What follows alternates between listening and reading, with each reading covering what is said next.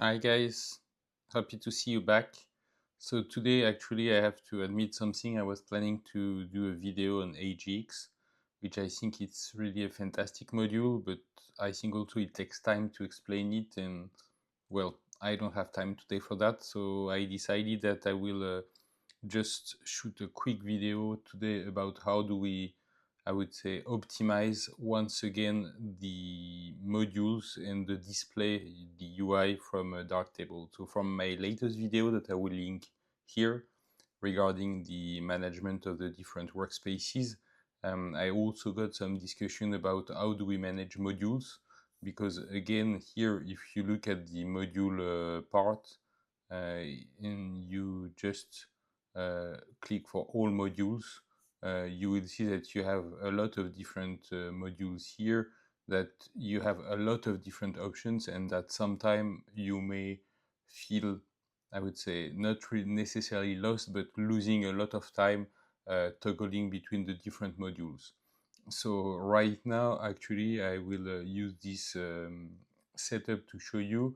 I was trying to demonstrate the difference between AgX and Filmic RGB for the tone mapping on this picture, which I have to admit is maybe not the best one to demonstrate the capability of AgX, but anyway, I was trying to toggle between AgX and Filmic RGB, and then I was always fighting to get the module close together so I can just toggle on and off both of them.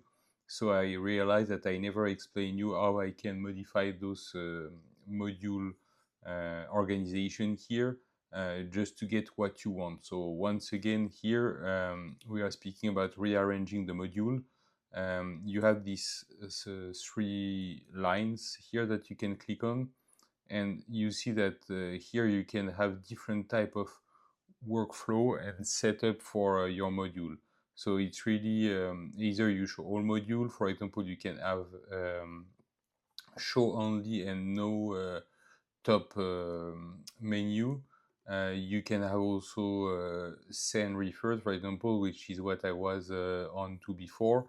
But the beauty about Darktable here is that you can organize yourself and modify those presets that you have in terms of layout. So this is very, I think, very powerful, and together with the workspaces duplication, it's really something that can save you a lot of time, especially if you, as for the other one, other example, sorry, when we duplicate the workspaces for different type of purpose, like film photography, digital photography, and so on. Here, it's really, for me, the way to do exactly the same. So let's say, for example, first of all, I will just duplicate it. I will call it, for example, best presets, no bragging. And then I will just rename it. So it's basically duplicate from the previous preset. And then here I can just modify more or less everything.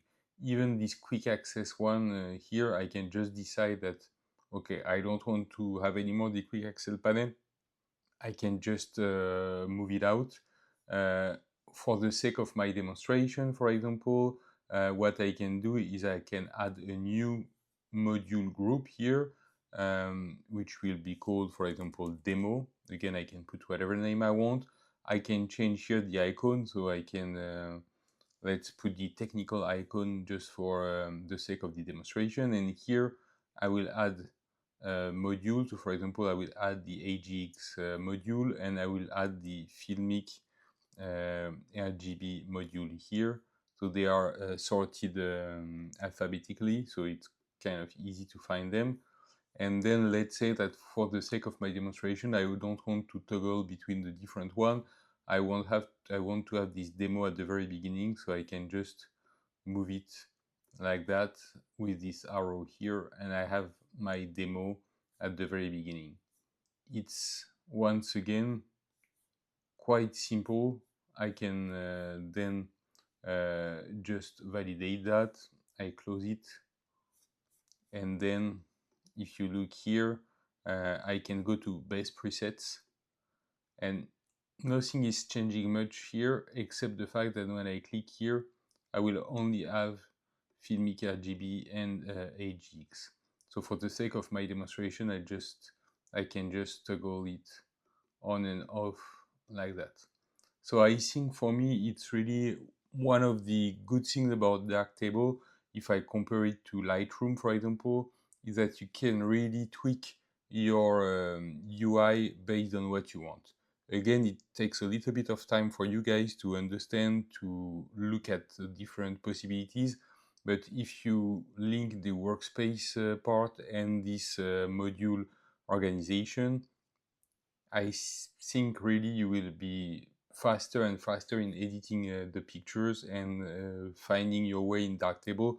I know it's a big concern for beginners when they open first time the Darktable, so I invite you to really bookmark this. Maybe for today it's not something that you want to do. You will start with the basic UI, but soon as you will discover also your preferences, I think it's a very good way to, I would say, fast track your editing and focus on what you use. So let's say tomorrow you don't want to use any more Filmic RGB, you can even take it out completely and have only AgX here. So once again, a way to streamline.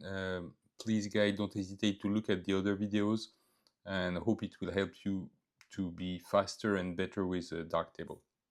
Thank you guys, and see you later.